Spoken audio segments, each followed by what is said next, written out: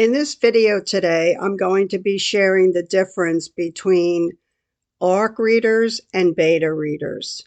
Sometimes these terms are used interchangeably in the self-publishing business, but there is a difference. Now, I have had good experiences and bad experiences with both that I'll be sharing with you today. Hopefully you can learn the easy way what I had to learn the hard way. So let's get started. Beta readers, ARC readers, and pre-orders all go hand in hand. They are both used in the process of finishing the novel for publication. I've also made a list of the entire process that you may find helpful. If this is your first time publishing a book or planning an advanced reader campaign, it will give you the confidence that you're not forgetting anything. You'll have everything you need to pull off a successful campaign. Now, there are a lot of opinions out there regarding beta readers versus ARC readers and how to employ them. So this is a video about my opinion. Now, my opinion is based on publishing 12 books over the last several years, so it is based on real-world experience. Now, a beta reader to me is someone who agrees to read your book in a very early stage. It hasn't been published, it hasn't gone to an editor. You're really fleshing out whether or not someone who read the book would even like the story. That's how I see it. So a beta reader is someone who agrees to give you feedback as to whether the characters are likable, whether the plot has holes in it, if anything is left unexplained, anything like that. So in my opinion, that's what a beta reader is. They are readers who agree to assist you in the final construction of the story, not the book, just the story itself. Now, an ARC reader is a reader who agrees to read your book right before it's published. Okay, so that's why it sounds similar to a beta reader.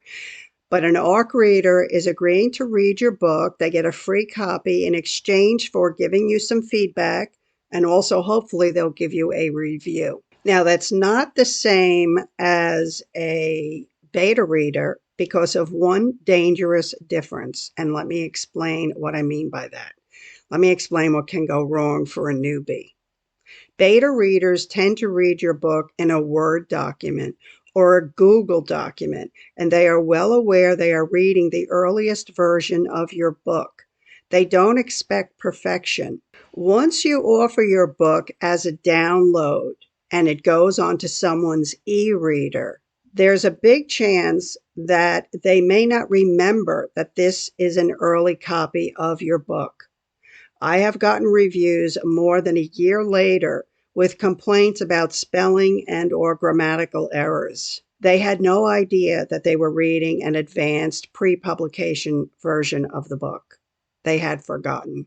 And for some apparent reason, some people take typos or grammatical mistakes very personally, and they will leave you snarky reviews on Amazon. And that is the very difficult lesson that I learned as a beginner. So I'm passing that on to you. Okay, now how I deal with ARC readers is a bit differently.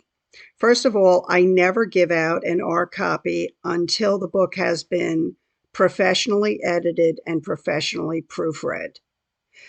That's the only time I will allow the book to be downloaded onto any e-reader, and I've already explained why. Now, aside from that, I have lower expectations from ARC readers because an ARC reader is agreeing to get a free copy of the book, and they are agreeing to fill out a questionnaire that I put a link for in the back of the book, and to hopefully leave me an honest review at Amazon. Now, very often people who download the book don't get around to holding up their end of things. But I don't take it personal. I think people are very busy today. Their lives get active, and it just falls down their priority list, which is completely fine. So if I get, a few to several questionnaires, I couldn't be happier. So that's the hard and fast rule I use with the R copies. I never allow it to be downloaded onto an e-reader until it has been professionally edited and professionally proofread.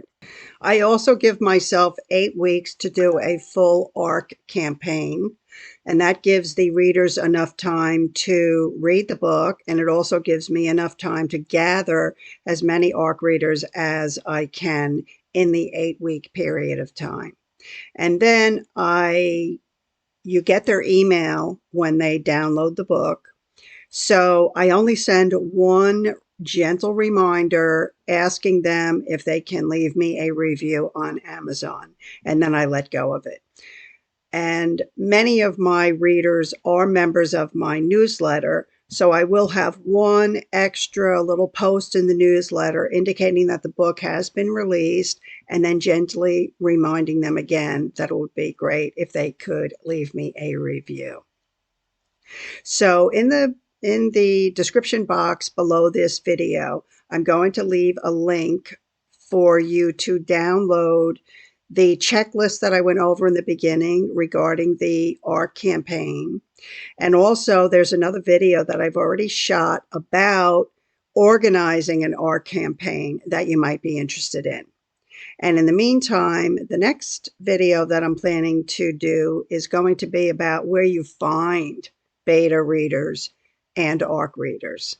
So I'll cover that next. So if you learned anything or if you enjoyed the video, I would appreciate it if you give me a thumbs up and subscribe to my channel, and I'll see you in the next video.